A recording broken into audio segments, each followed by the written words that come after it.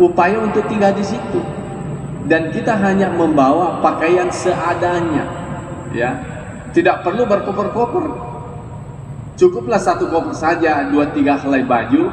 Sangat bergantung berapa hari kita berada di tempat itu. Nah, itu juga yang diingatkan kepada kita semuanya, bahwa kamu hidup di dunia ini, bolehlah kamu membawa pakaian, tapi ingat, ada batasan waktu di mana kamu tinggal di dunia ini. Kamu akan pasti kembali ke tempatmu yang hakikat.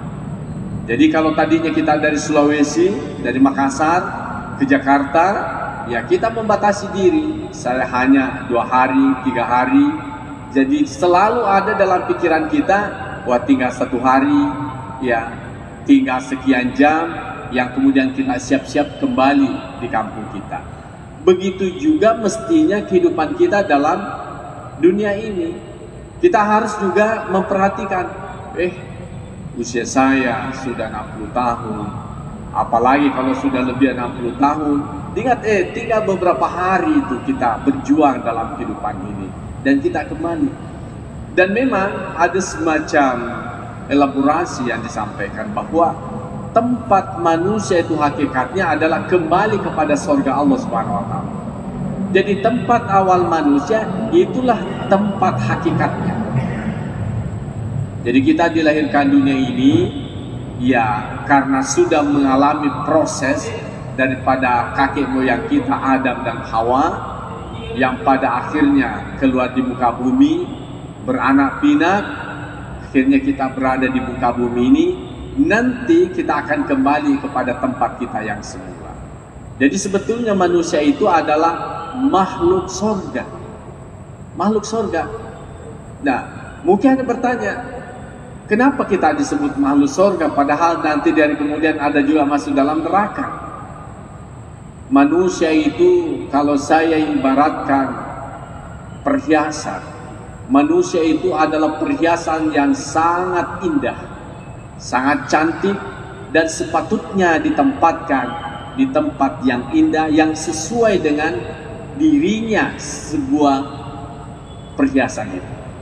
Jadi kita ini laqad khalaqnal insana fi ahsani taqwim. Jadi Allah Subhanahu wa taala, la untuk lam itu adalah huruf penguat. Kemudian Allah menambah lagi qad, itu juga huruf penguat, yang artinya menunjukkan bahwa manusia itu sungguh makhluk yang terbaik, sungguh perhiasan yang terbaik di antara perhiasan yang Allah ciptakan di muka bumi. Nah, karena itulah kita transit di dunia ini ibarat pelancong, ibarat orang asing, harus mempersiapkan diri untuk kembali di tempat lemari yang cocok diri kita. Harus kita perjuangkan, dan itulah hakikat daripada perjuangan kehidupan dunia ini. Tapi mengapa orang nantinya ada masuk surga, ada masuk neraka? Masuk surga itu artinya memposisikan dirinya sebagai makhluk mulia, hidupnya selalu dalam keadaan mulia, oleh karena mengikuti syariat agama Allah, akhirnya dia dikembalikan pada tempat yang mulia itu. Tetapi ada juga manusia bukannya di tempat mulia, tetapi di mana? Anggaplah itu dia ditempatkan neraka. Kalau saya ibaratkan perhiasan itu dari kaca, yang kemudian dia jatuh di semen atau di lantai, maka kaca itu bagaimana? Berhamburan, pecah. Bagaimana kalau kaca itu sudah pecah? Walaupun itu dasarnya cantik, tetap menjadi jelek. Nah, kalau itu sudah menjadi beling, maka di mana tempatnya beling itu? Di tempat sampah. Ya, di tempat sampah. Dalam artian dia dikembalikan masuk ke dalam neraka. Nah, itulah perumpamaan kehidupan manusia. Jadi manusia yang selalu menjaga dirinya akan kembali kepada tempat yang memang cocok untuk dirinya. Tapi yang tidak memposisikan dirinya sebagai makhluk mulia, dianggap perhiasan yang pecah, maka bukan surga tempat kembalinya, tetapi itu adalah neraka yang tiada lain bentuknya di dunia adalah tempat sampah. Hadirin yang saya muliakan, bahkan masih penting kalau kita katakan tempat sampah. Di dalam Al-Quran itu dikatakan bahwa ya mereka kuntu turaba, Karena manusia itu banyak tidak menghiraukan aturan-aturan agama Allah. Karena sakitnya dia rasakan betapa tersiksanya dalam neraka, mereka minta, ya Allah, kembalikan saja aku seperti makhluk hewan itu. Bagaimana makhluk hewan itu? Kuntu turaba, untuk menjadi tanah, selesai urusan. Ya, tapi kan manusia tidak akan seperti itu. Ya, dia harus diposisikan sebagaimana perjuangannya. Makanya kaum muslimin, Nabiullah SAW mengingatkan kita semuanya ini supaya apa? Memahami betul bahwa kita ini perjuangannya untuk kemana. Ya, silahkan mencari harta benda sebanyak-banyaknya, tentu dengan aturan-aturan syariat kita. Menjaga yang namanya rezeki yang halal, menjaga yang namanya zakat, menjaga hak-hak orang lain, supaya apa yang kita miliki itu betul-betul mendapatkan ridho dari Allah Subhanahu wa taala. Bukan sebaliknya. Iya, jadi sungguh celaka banyak orang nanti dari kemudian dia setengah mati di dunia mencarinya tanpa kenal panas, tanpa kenal dingin hujan, tetapi begitu nanti di hari kemudian bukannya dia berdamai dengan harta bendanya, bukannya sahabat atau kawan dari hartanya, tapi justru sebagai lawan, dan hartanya itulah menjadi bahan alat siksa terhadap dirinya. Wa na'udzubillah. Wa kana Ibnu Umar radhiyallahu anhuma. Jadi Ibnu Umar radhiyallahu anhuma juga berkata, yaqul idza amsayta fala tantazir sabah wa idza asbahta fala tantaziril masa wa hul min sihhatika limaradika wa min hayatika limautika, rawahu Bukhari. Jadi hadis ini ditambahkan oleh Umar bin Khattab.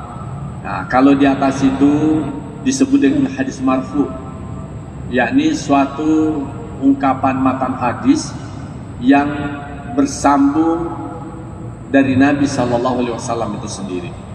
Tapi ada kalanya juga untaian kalimat yang indah, yang secocok dengan hadis Nabi SAW, yang bersumber dari sahabat Nabi SAW.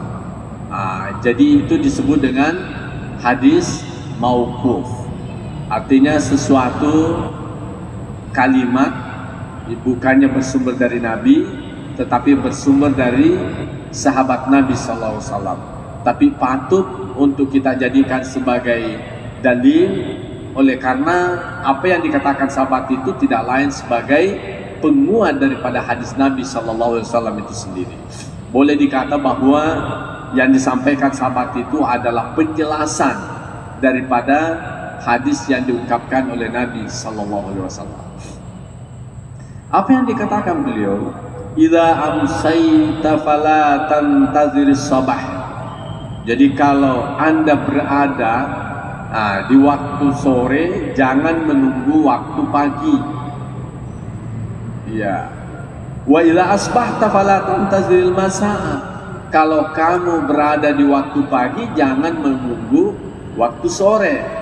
Wa khudh min sihhatika limaradika, dan ambillah kesempatan waktu sehatmu untuk waktu sakitmu.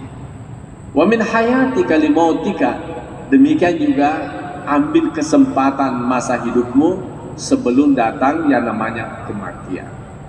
Hadis Nabi SAW ini atau ungkapan yang dikemukakan oleh Abdullah bin Umar ini memberikan penguat bahwa jangan kita melupakan yang namanya kematian. Jadi kalau kita berada di waktu pagi, jangan kita seolah memastikan bahwa saya nanti mendapatkan sore. Demikian juga kalau kita berada di waktu sore, jangan memastikan bahwa saya mendapatkan waktu pagi. Jadi kematian itu selalu kita ingat. Mengapa? Dengan mengingat kematian itu mencegah diri kita untuk melakukan yang namanya kemaksiatan. Ya, ini kena misengi, jadi sengi nak capurija. Ya, ini yang kita perlu hindari. Apalagi kalau kita berada pada posisi melakukan kejahatan, lantas Allah Subhanahu wa taala mencabut nyawa kita. Itulah namanya su'ul khatimah. Jemaah yang saya muliakan, ini suatu hal yang menarik. Wa huz min sihhatika limaradika.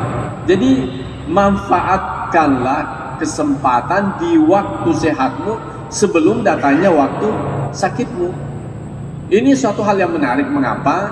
Karena kebiasaan-kebiasaan yang kita lakukan di saat kita masih sehat, yang kemudian kita ditimpa musibah, maka dalam kondisi sakit itu tetap kita dikategorikan amalan-amalannya sebagai amalan yang berjalan.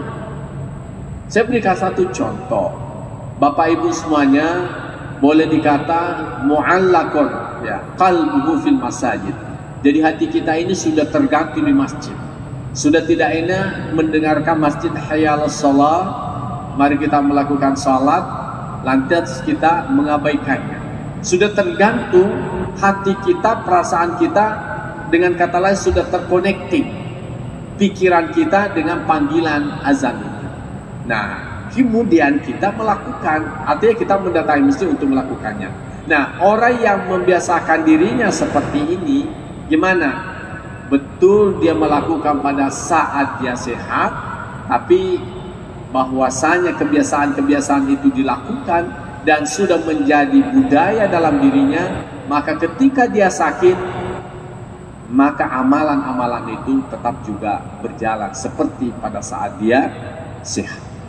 Jadi bapak-bapak yang rajin melakukan sholat jamaah, jadi misalnya suatu waktu kita sakit, jadi tetap kita itu dihitung sebagai orang melakukan sholat jamaah, walaupun kita berada atau melakukan sholat jamaah atau melakukan sholat di rumah. Nah, walaupun kita melakukan sholat sendirian di rumah, tetap kita dinilai melakukan sholat jamaah. Mengapa? Karena memang itu budaya kita. Iya. Tapi mungkin mengatakan, kita kan tidak melakukan sholat berjamaah di masjid. Betul. Itu hanya karena ada ujian, ada darurat, ada rusak dari Allah Subhanahu wa taala sehingga kita tidak melakukannya. Nah, beda hanya dengan orang memang yang malas ke masjid. Tak sisa-sisa menjokat di masjid, baru mau juga dihitung selalu mendapatkan salat jamaah. Wah, itu enggak cocok itu. Jadi yang dimaksudkan di sini memang orang sudah merasa tidak enak salatnya itu di rumah. Ya, inilah yang dimaksudkan, meskipun dia sakit tetap dihitung orang mendapatkan pahala salat jamaah di rumahnya. Nah, jadi inilah rahmat Allah Subhanahu wa taala. Makanya saya katakan, biasa saya katakan, tumacila kami itu tahu nareko ketama matu di ranaka. Karena begitu rahmatnya Allah Subhanahu wa taala yang diberikan kita sungguh luar biasa. Sungguh luar biasa. Kita melakukan suatu kejahatan, balasannya, siksaannya cuma satu. Tapi melakukan kebaikan satu, itu balasannya 10. Bahkan ada amalan-amalan yang kita lakukan, wallahu yudha'ifu liman yasha. Kita tidak tahu kelipatan seperti apa yang Allah berikan pahala balasan dari itu. Jadi dari kongkat utama mati rilalenarana kataliwa-liwa metode itu jangan waktu natubulino. Ya.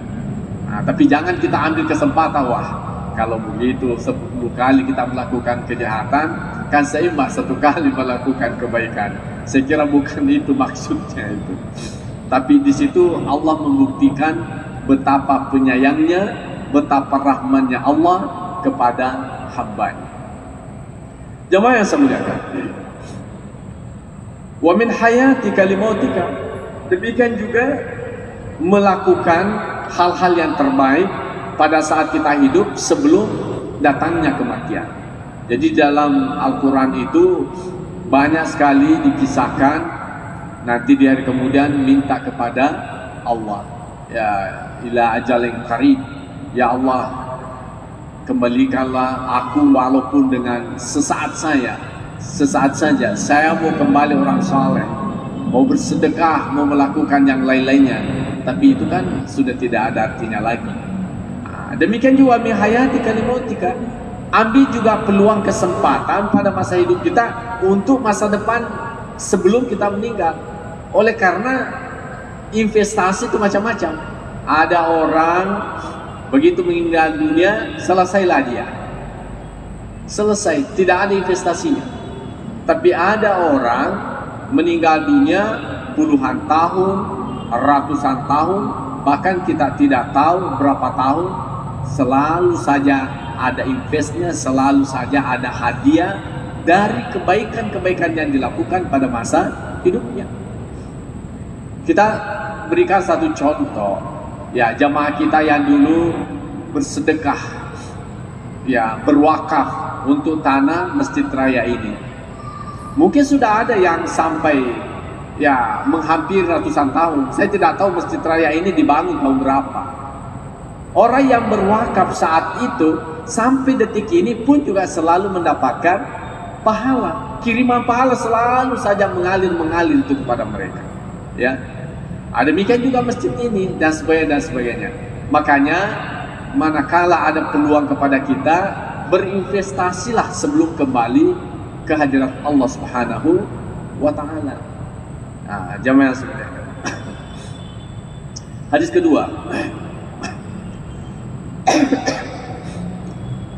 Wa anhu. Juga hadis ini bersumber dari Abdullah bin Umar. Anna Rasulullah sallallahu alaihi wasallam qala ma hakum ri'an muslimin lahu syai'un yusi fihi yabitu lailatain. Nah, terlalu penting. Saya ambil hadis yang lebih penting. Nomor 3, wa an Anas radhiyallahu anhu qala. Hadis ini bersumber dari Anas bin Malik radhiyallahu anhu qala. Dia berkata. Jadi Anas bin Malik ini beda dengan Malik bin Anas. Ya.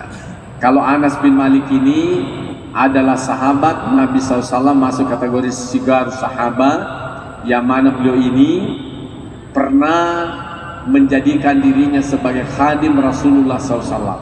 Apapun disuruhkan dia siap demi untuk mendapatkan tabarruk atau berkah dari Nabi SAW, demi untuk mendapatkan ilmu dari Nabi SAW, khususnya pengetahuan terkait dengan agama. Jadi beliau ini mewakafkan dirinya kepada Nabi dan keluarganya, tidak digaji sekecil, tidak digaji sesen pun, ya, demi untuk pengabdian kepada Nabi. Itu sebagai suatu contoh bukti bahwa dia ini sangat mencintai Rasulullah SAW. Apa yang dikatakan Khattan Nabi sallallahu alaihi wasallam khututan. Jadi Nabi sallallahu alaihi wasallam itu memberi garis. Ya, dia membuat semacam garis. Lalu dia berkata, "Hazihil amalu." Ini adalah amal. yakni angan-angan. Kemudian garis berikutnya wa haza ajaluhu. Dan ini adalah garis ajalmu. Fabainama kadzalika, ya, jadi di antara keduanya itu irja'al hattul aqrabu. Ya, kadangkala tiba-tiba ya garis ini datang lebih dekat. Jadi kita ini sebagai manusia, ya, mungkin ada juga merasa saya tidak perlu lagi berangan-angan, bercita-cita, anak saya sudah jadi, cukuplah saya beribadah. Ya, tapi yang seperti ini, ya alhamdulillah, mungkin juga tidak sedikit bagi orang yang mensyukuri nikmat usia yang Allah berikan kepadanya. Tapi tidak sedikit juga orang, ternyata dia sudah tua, tapi angan-angannya juga masih luar biasa. Ya, sehingga ada local wisdom dikatakan oleh seorang Bugis, dikatakan diga gatau matemu annawana nali dari pamasena puak. Artinya apa? Begitu banyak manusia berangan-angan mau melakukan ini, mau itu, padahal dia tidak lihat dirinya, kekuatannya, pikirannya, ingatannya, boleh dikata semuanya sudah lemah. Tapi semangat berangan-angan itu masih ada. Maka Nabi SAW satu waktu dia membuat semacam garis, ya, di mana garis itu ada garis yang menunjukkan angan-angan, ada juga yang menunjukkan yakni ajal. Ya, Keduanya berlarian, ya, keduanya berlarian. Tapi ada yang larinya ke depan, ada juga larinya dari belakang. Jadi ajal itu seolah-olah orang itu tidak pernah menengok. Jadi malakul maut itu kan hampir lagi, tinggal sedikit lagi, Tapi kita tidak pernah balik bahwa malakul maut itu sudah ada di belakang saya. Ya, mungkin malakul maut sudah agendakan. Ini tinggal 10 hari. Ya, hari berikutnya, wah ini kan tinggal 10 hari. Seterusnya di itu. Ya, itulah gambaran yang dikemukakan oleh Nabi SAW. Tetapi gambaran garis kedepannya itu masih jauh, ya. Bahkan keluar dari bingkai yang digambarkan oleh Nabi SAW. Artinya ajalnya sampai di sini, tapi angan-angannya sampai di sini, melebihi daripada ajalnya, ya. Nah, itulah. Jadi Nabiullah SAW mengingatkan kepada kita bahwa perlu ada semacam tahu diri, memposisikan diri, dan bagaimana kemampuan diri kita dalam menjalani kehidupan ini. Ada waktunya kita berjuang, ada kalanya kita menikmati hasil perjuangan kita, dan ada kalanya bagaimana hasil perjuangan kita itu untuk memberikan kepada yang lain. Jadi waktu temalolo, ya enak, beli ini, sertifikatnya ini. Tapi nanti suatu waktu jual ini, lepaskan satu-satu. Dan ada waktunya nanti bukan lagi dijual, tapi berikan ini. Itulah kehidupan kita. Jangan sampai sudah waktunya berikan, tapi masih berusaha membeli. Wah itu, ya harus tahu diri seperti apa posisi kita. Nah itulah Nabiullah SAW membuat semacam gambaran bahwa bingkai ajal itu sudah terbatas, tetapi pikiran kamu itu selalu melampaui bingkai itu.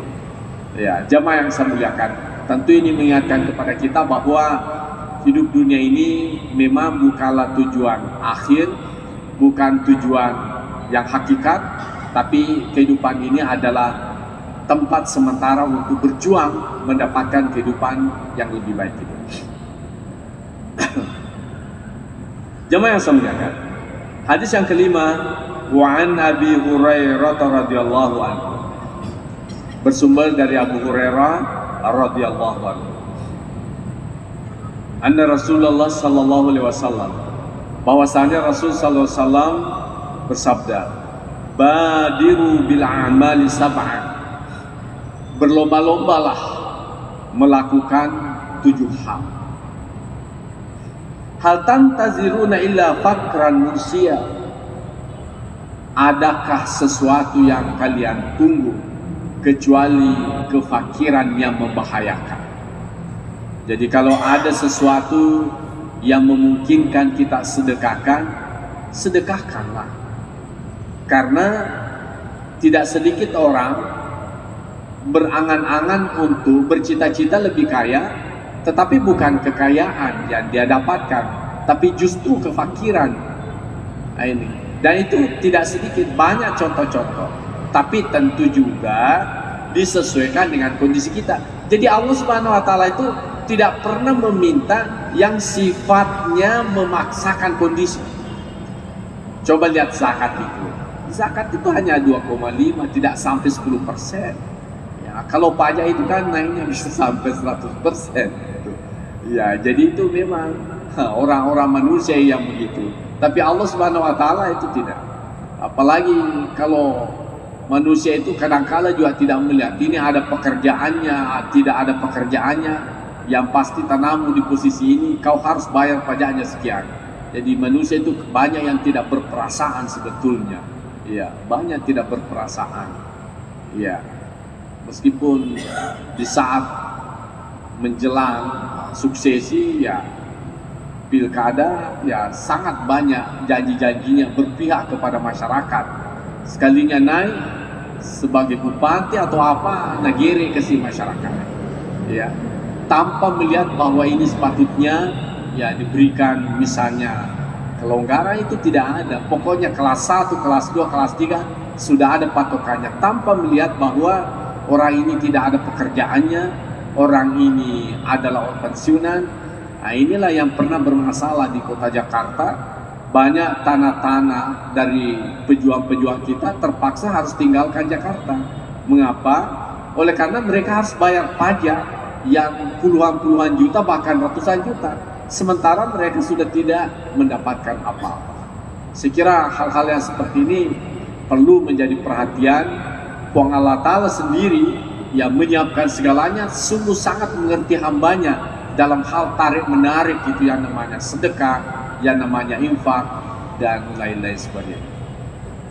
Ini sengaja saya sampaikan, ini kan musim pilkada ini, supaya mereka juga ada pikiran-pikiran untuk berpihak kepada rakyat. Jangan sampai ya sebelumnya banyak janji-janji politiknya, tapi begitu naik, ya Allah, semuanya naik. Ada 100%, ada 200%, bahkan ada sampai 300% itu. Nauzubillah seperti ini. Yang mestinya kita dorong bagaimana pengusaha-pengusaha kita ini untuk semangat berjuang, ya semangat untuk berdagang dengan bisnis dengan baik. Ya kita berdoa mudah-mudahan dari situ mereka rela mengeluarkan infaknya. Apa yang menjadi kebutuhan pemerintah, masyarakat siap untuk berpartisipasi. Jangan yang sifatnya memaksa masyarakat tanpa melihat golongan-golongannya. Ini kasihan juga masyarakat seperti ini. Jamaah yang saya muliakan, gina mutia. Dan perlu juga kita perhatikan, jangan sampai kita berharap jadi orang kaya tapi mengarahkan diri kita menjadi sombong. Ya, jadi itu kekayaan bisa mendekatkan diri ke surga, bisa juga menjauhkan. Ya, jadi as-sakhau qaribun minallah wa qaribun minal jannah, ya wa ba'idun minan nar wa qaribun minan nas. Jadi orang yang dermawan itu dekat kepada Allah, dekat dengan surga, dekat sesamanya manusia dan jauh dari neraka. Wal bakhilu ba'idun minallah, ba'idun minan nas, wa ba'idun minal jannah wa qaribun minan nar. Tapi orang yang bakhil itu ya jauh dari Allah, jauh dari surga, jauh dari sesamanya manusia, tapi dia dekat dengan neraka. Jadi jangan sampai kekayaan yang kita miliki justru menjauhkan diri kepada Allah, menjauhkan diri dari surga Allah Subhanahu wa taala. Yang sepatutnya itu adalah jalannya kita untuk mendapatkan surga Allah Subhanahu wa taala. Mengapa saya katakan jalannya? Coba lihat. Masjid ini tidak akan mungkin selesai andaikan orang-orang yang tidak berduit membangunnya. Pastilah orang-orang yang memiliki. Nah, oleh karena mereka sadar dengan apa yang mereka miliki, sehingga mau mewakafkan, mau menginfakkan hartanya, sehingga terjadilah bangunan seperti yang kita nikmati sekarang ini. Nah, jadi jangan sampai kekayaan itu membuat kita sombong, karena orang yang kaya itu memang punya potensi untuk sombong, ya, punya potensi. Coba bapak-bapak, kalau kita berjalan misalnya, uang saja di dompet 50.000 rupiah, beda rasanya kita jalan kalau uang di dompet itu 2 juta, ya kan? Beda itu. Nah, kalau 50.000 was-was, jangan sampai ya kehabisan makanan bagaimana dan seterusnya. Tapi kalau 2 juta, nasangnya temasagin papi nantinya, ya kan? Begitu juga dikhawatirkan. Kalau orang sudah kaya, ini mulutnya kadang-kala juga agak ceplos ya, agak memang mudah untuk menyampaikan sesuatu, walaupun itu pedas. Tetapi namanya orang miskin butuh itu, walaupun pedas, yang penting ada duitnya, ya kan? Terpaksa dia terima. Kenapa? Karena dia butuh. Iya. Itulah. Jadi Allah mengingatkan kita, Rasulullah SAW mengingatkan kepada kita, sesuatu yang kita hindari adalah kekayaan yang membuat kita jauh dari Allah. Marad dan mufsidah. Demikian juga sakit yang membuat kesehatan kita rusak. Nah, jadi mumpun kita masih kuat berjalan ke masjid, ya manfaatkanlah. Karena tidak selamanya kita bisa jalan. Ya, ada suatu waktu nanti kita tidak kuat lagi berjalan. Ya. Jadi pigau memang ya anongke wedding ipigau, ya.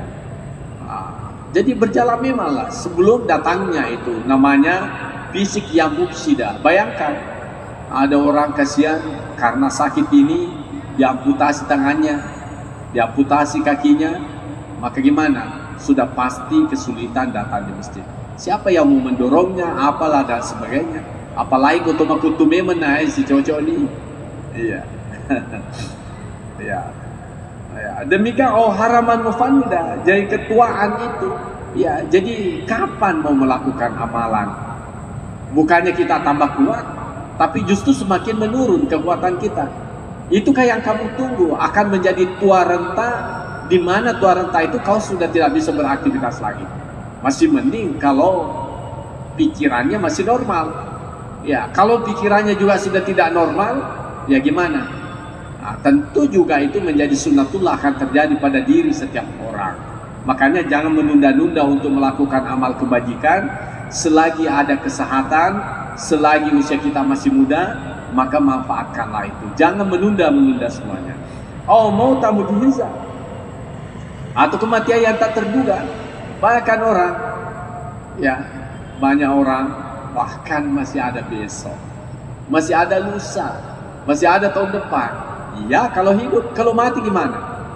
Ini ada anaknya, kasihan, cleaning service saya keluar dari sekolahnya, ya ditabrak oleh pengendara motor dari belakang, terlempar, kemudian masuk di bawah mobil, kepalanya langsung tergilas dengan ban mobil, ya keluarlah otaknya itu, langsung meninggal dunia di tempat. Nah ini kan tidak pernah diprediksi yang namanya kematian itu. Banyak sekali hal-hal yang bisa menyebabkan. Makanya kita harus bersyukur, ya sore alhamdulillah irapi mobi waktu sore. Alhamdulillah kita syukur masih kita dapati waktu pagi. Nah, jangan sampai misalnya ditakdirkan oleh Allah Subhanahu wa taala terjadi pada diri kita, yakni adanya kematian yang tidak disangka-sangka. Makanya selalu mawas diri untuk menghadapi. Yang berikutnya awid dajjal fasyarru ghaibi yang yuntazar.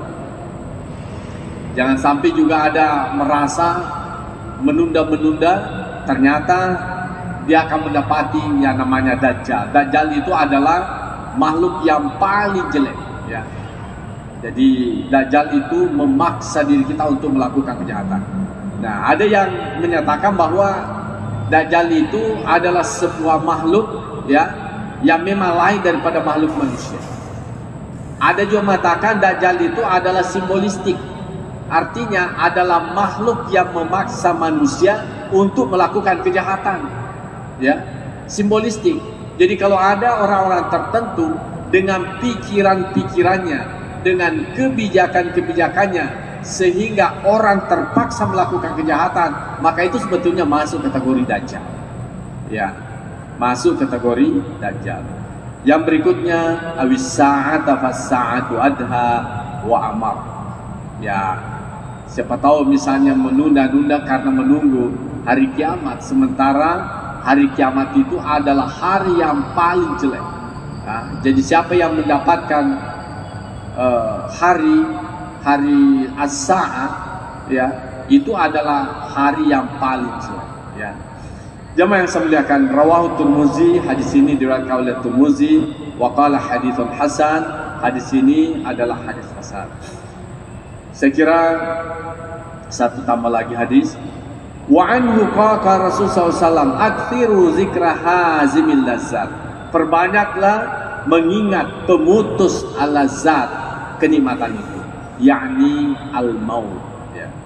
Jadi seringkalilah mengingat itu supaya kita terpacu untuk melakukan kebaikan dan terhindar kita untuk melakukan kemaksiatan. Saya kira inilah yang saya sampaikan, mudah-mudahan ada manfaat kepada kita semuanya. Bismillahirrahmanirrahim. Allahumma zaidna ilman nafi'a wa zidna. Allahumma inna nas'aluka al-huda wa tuqa wa al-afaw.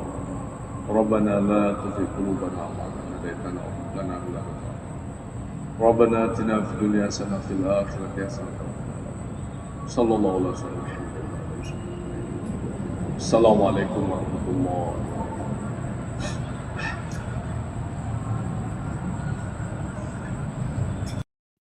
Upaya untuk tinggal di situ, dan kita hanya membawa pakaian seadanya, ya, tidak perlu berkoper-koper, cukuplah satu koper saja, 2-3 helai baju, sangat bergantung berapa hari kita berada di tempat itu. Nah itu juga yang diingatkan kepada kita semuanya, bahwa kamu hidup di dunia ini, bolehlah kamu membawa pakaian, tapi ingat, ada batasan waktu di mana kamu tinggal di dunia ini. Kamu akan pasti kembali ke tempatmu yang hakikat. Jadi kalau tadinya kita dari Sulawesi, dari Makassar ke Jakarta, ya kita membatasi diri, saya hanya 2 hari, 3 hari.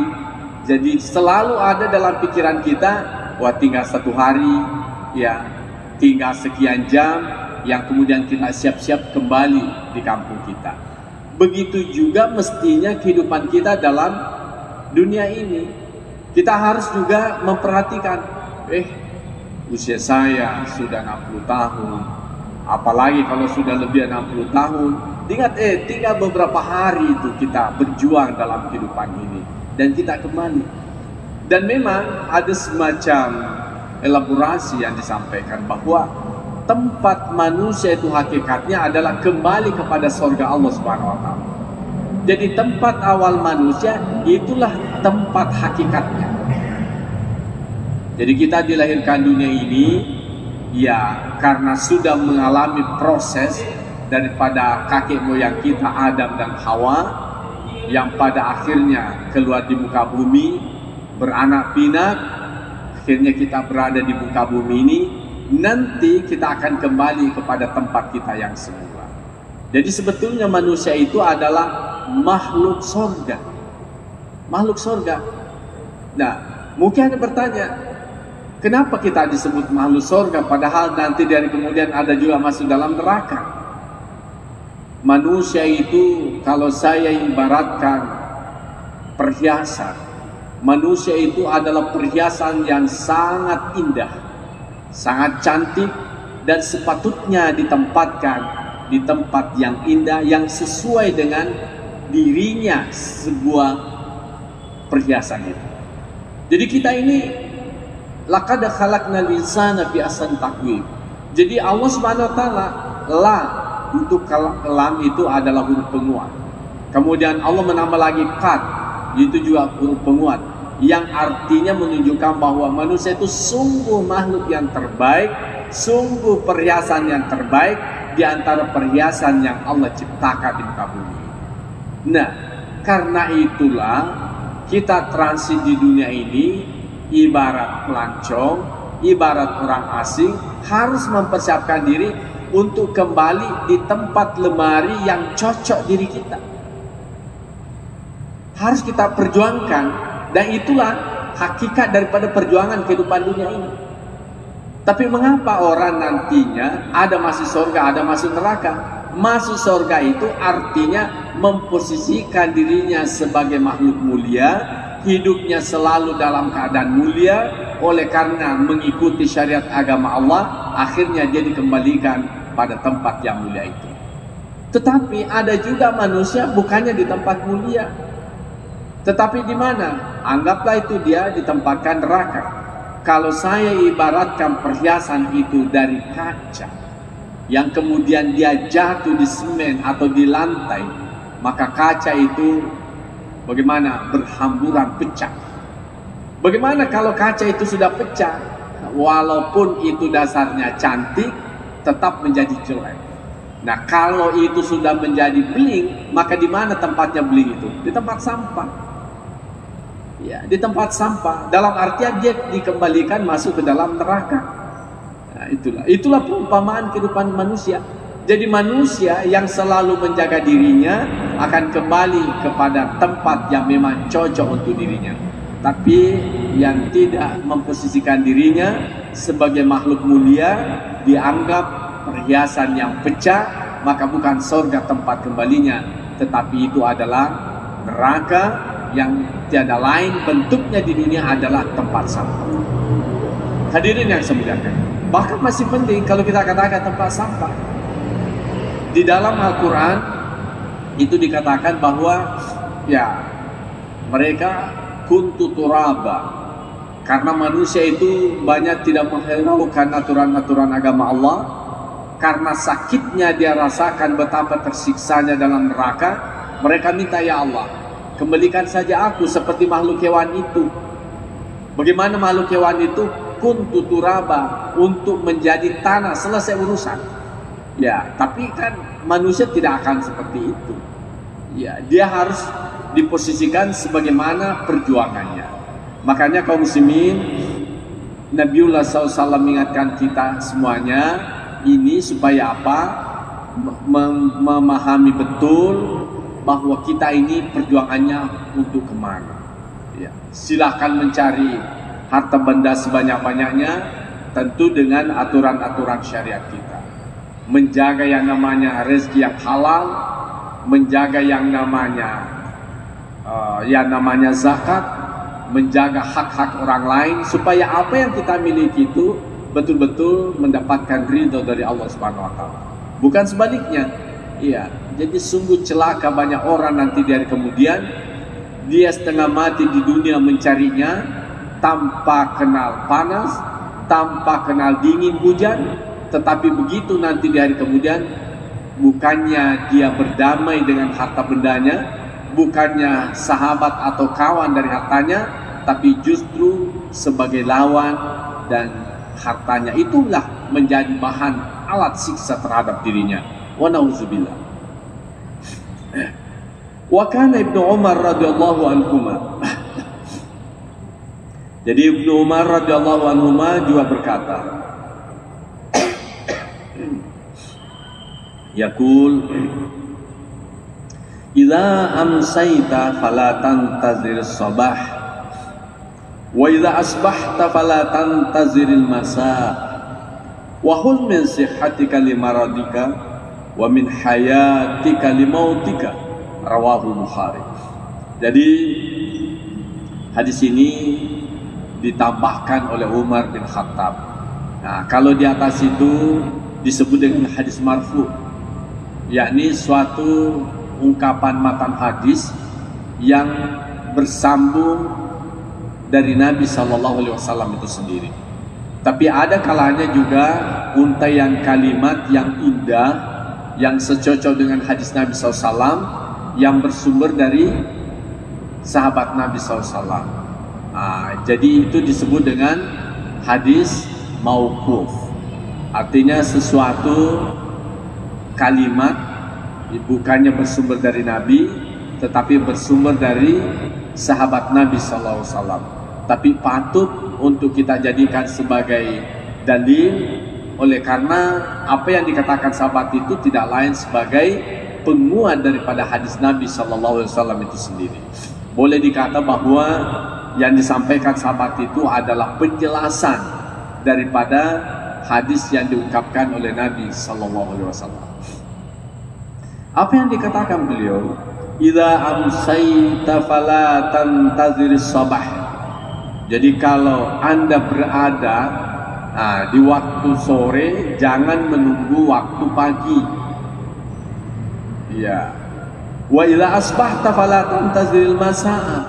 Kalau kamu berada di waktu pagi, jangan menunggu waktu sore. Wa khudh min sihhatika limaradika, dan ambillah kesempatan waktu sehatmu untuk waktu sakitmu. Wa min hayatika limautika, demikian juga ambil kesempatan masa hidupmu sebelum datang yang namanya kematian. Hadis Nabi SAW ini atau ungkapan yang dikemukakan oleh Abdullah bin Umar ini memberikan penguat bahwa jangan kita melupakan yang namanya kematian. Jadi kalau kita berada di waktu pagi, jangan kita seolah memastikan bahwa saya nanti mendapatkan sore. Demikian juga kalau kita berada di waktu sore, jangan memastikan bahwa saya mendapatkan waktu pagi.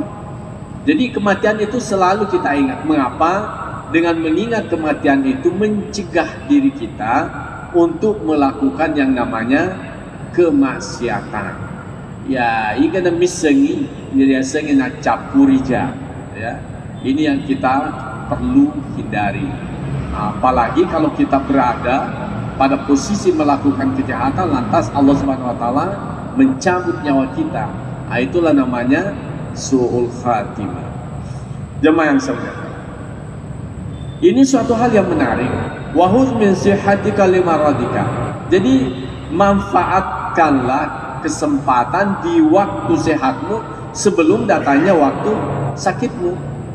Ini suatu hal yang menarik. Mengapa?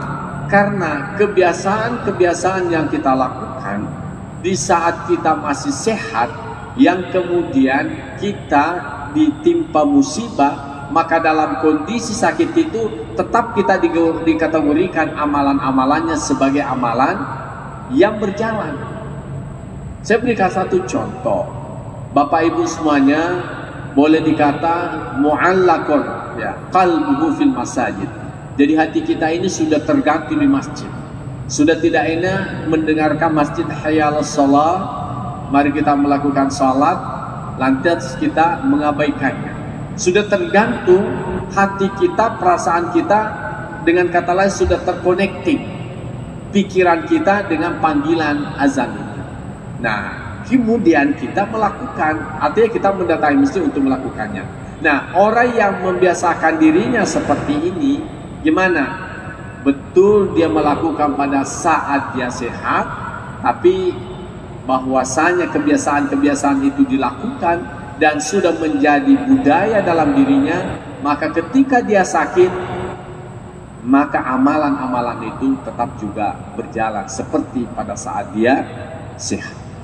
Jadi bapak-bapak yang rajin melakukan sholat jamaah, jadi misalnya suatu waktu kita sakit, jadi tetap kita itu dihitung sebagai orang melakukan sholat jamaah, walaupun kita berada atau melakukan sholat jamaah atau melakukan sholat di rumah. Nah, walaupun kita melakukan sholat sendirian di rumah, tetap kita dinilai melakukan sholat jamaah. Mengapa? Karena memang itu budaya kita. Iya. Tapi mungkin mengatakan, kita kan tidak melakukan sholat berjamaah di masjid. Betul, itu hanya karena ada ujian, ada darurat, ada rusak dari Allah Subhanahu wa taala sehingga kita tidak melakukannya. Nah, beda hanya dengan orang memang yang malas ke masjid. Tak sisa-sisa menjauhkan di masjid, baru mau juga dihitung selalu mendapatkan salat jamaah. Wah, itu tidak cocok itu. Jadi yang dimaksudkan di sini memang orang sudah merasa tidak enak salatnya itu di rumah. Ya, inilah yang dimaksudkan, meskipun dia sakit tetap dihitung orang mendapatkan pahala salat jamaah di rumahnya. Nah, jadi inilah rahmat Allah Subhanahu wa taala. Makanya saya katakan, biasa saya katakan, tumacila kami itu yaitu tahu narekong ketama matu di ranaka. Karena begitu rahmatnya Allah Subhanahu wa taala yang diberikan kita sungguh luar biasa. Sungguh luar biasa. Kita melakukan suatu kejahatan, balasannya, siksaannya cuma satu. Tapi melakukan kebaikan satu, itu balasannya 10. Bahkan ada amalan-amalan yang kita lakukan, wallahu yudha'ifu liman yasha. Kita tidak tahu kelipatan seperti apa yang Allah berikan pahala balasan dari itu. Jadi dari kongkat utama mati rilalu karena katalu alu ametoni tu jana waktu natu kulino. Ya. Nah, tapi jangan kita ambil kesempatan, wah kalau begitu 10 kali kita melakukan kejahatan, kan seimbang 1 kali melakukan kebaikan. Saya kira bukan itu maksudnya itu. Tapi di situ Allah membuktikan betapa penyayangnya, betapa rahmannya Allah kepada hambanya. Jemaah yang saya muliakan, wa min hayatika limautika, demikian juga melakukan hal-hal yang terbaik pada saat kita hidup sebelum datangnya kematian. Jadi dalam Al-Quran itu banyak sekali dikisahkan nanti di hari kemudian minta kepada Allah, ya ila ajalin qarib, ya Allah kembalikanlah aku walaupun dengan sesaat saja saya mau kembali orang saleh, mau bersedekah, mau melakukan yang lain-lainnya, tapi itu kan sudah tidak ada artinya lagi. Nah, demikian juga min hayatika limautika, ambil juga peluang kesempatan pada masa hidup kita untuk masa depan sebelum kita meninggal. Oleh karena investasi itu macam-macam. Ada orang begitu meninggal dunia, selesailah dia, selesai, tidak ada investasinya.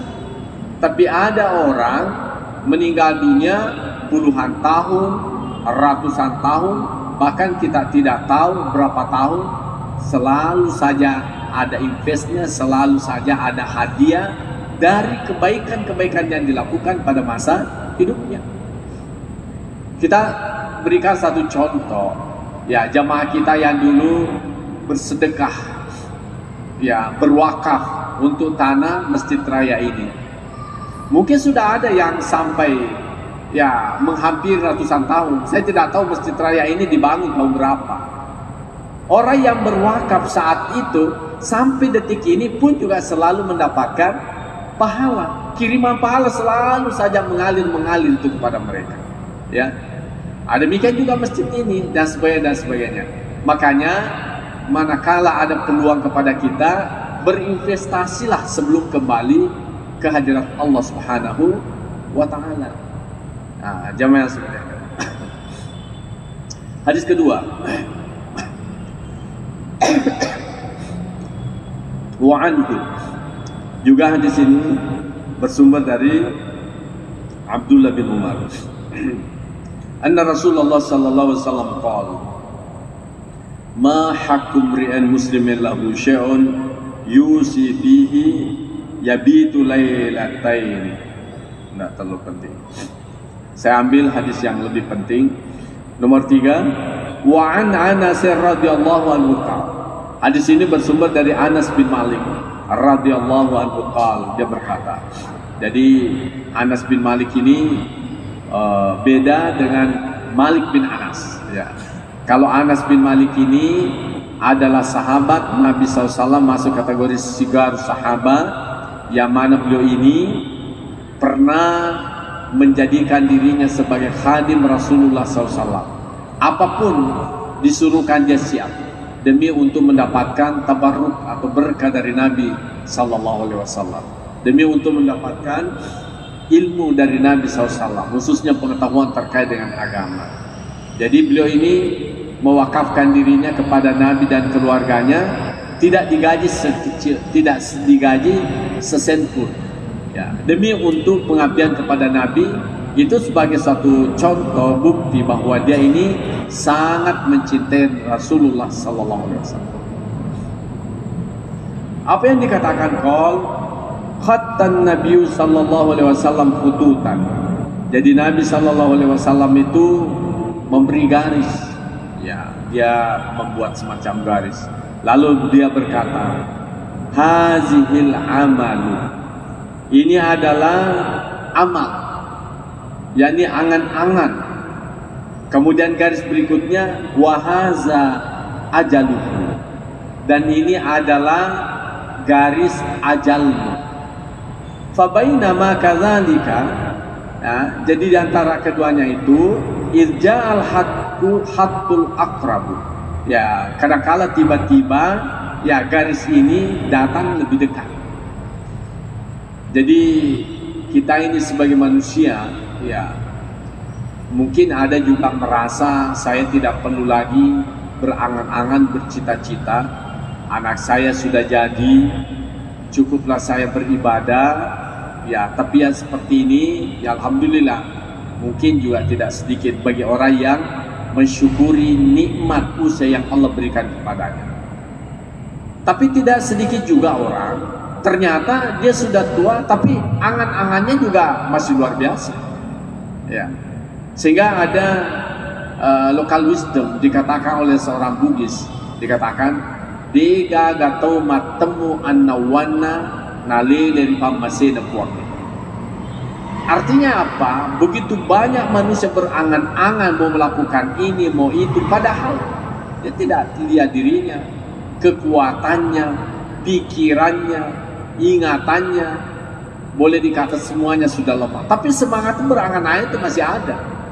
Maka Nabi SAW suatu waktu dia membuat semacam garis, ya, di mana garis itu ada garis yang menunjukkan angan-angan, ada juga yang menunjukkan yakni ajal, ya. Keduanya berlarian, ya, keduanya berlarian. Tapi ada yang larinya ke depan, ada juga larinya dari belakang. Jadi ajal itu seolah-olah orang itu tidak pernah menengok. Jadi melakul mau itu kan hampir lagi. hampir lagi, tinggal sedikit lagi, tapi kita tidak pernah balik bahwa malakul maut ini sudah ada di belakang saya. Ya, mungkin malakul maut sudah agendakan, ini tinggal 10 hari. Ya, hari berikutnya, wah ini kan tinggal 10 hari. Seterusnya dihitung. Ya, itulah gambaran yang dikemukakan oleh Nabi SAW. Tetapi gambaran garis kedepannya itu masih jauh, ya. Bahkan keluar dari bingkai yang digambarkan oleh Nabi SAW. Artinya ajalnya sampai di sini, tapi angan-angannya sampai di sini, melebihi daripada ajalnya, ya. Nah, itulah. Jadi Nabiullah SAW mengingatkan kepada kita bahwa perlu ada semacam tahu diri, memposisikan diri, dan bagaimana kemampuan diri kita dalam menjalani kehidupan ini. Ada waktunya kita berjuang, ada kalanya kita menikmati hasil perjuangan kita, dan ada kalanya bagaimana hasil perjuangan kita itu untuk memberikan kepada yang lain. Jadi waktu temalolong, ya enak beli ini, sertifikatnya ini. Tapi nanti suatu waktu jual ini, lepaskan satu-satu. Dan ada waktunya nanti bukan lagi dijual, tapi berikan ini. Itulah kehidupan kita. Jangan sampai sudah waktunya berikan, tapi masih berusaha membeli. Wah itu, ya harus tahu diri seperti apa posisi kita.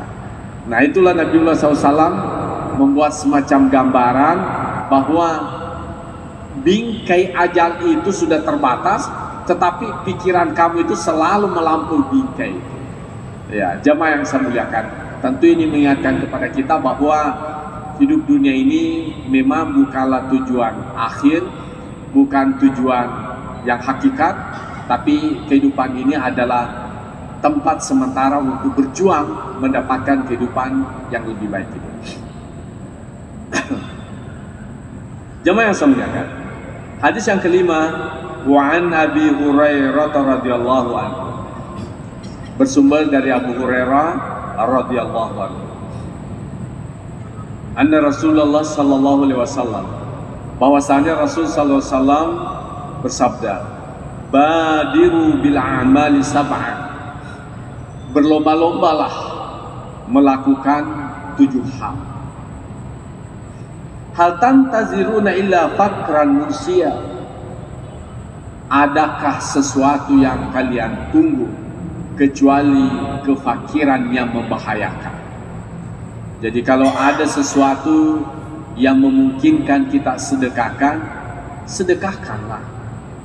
Karena tidak sedikit orang berangan-angan untuk bercita-cita lebih kaya, tetapi bukan kekayaan yang dia dapatkan, tapi justru kefakiran. Nah, ini. Dan itu tidak sedikit, banyak contoh-contoh. Tapi tentu juga disesuaikan dengan kondisi kita. Jadi Allah Subhanahu wa taala itu tidak pernah meminta yang sifatnya memaksakan kondisi. Coba lihat zakat itu. Zakat itu hanya 2,5, tidak sampai 10%. Ya, kalau pajak itu kan naiknya bisa sampai 100%. Ya, jadi itu memang orang-orang manusia yang begitu. Tapi Allah Subhanahu wa taala itu tidak.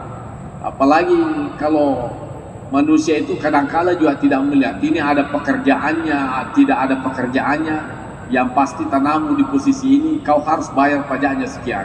Jadi manusia itu banyak yang tidak berperasaan sebetulnya.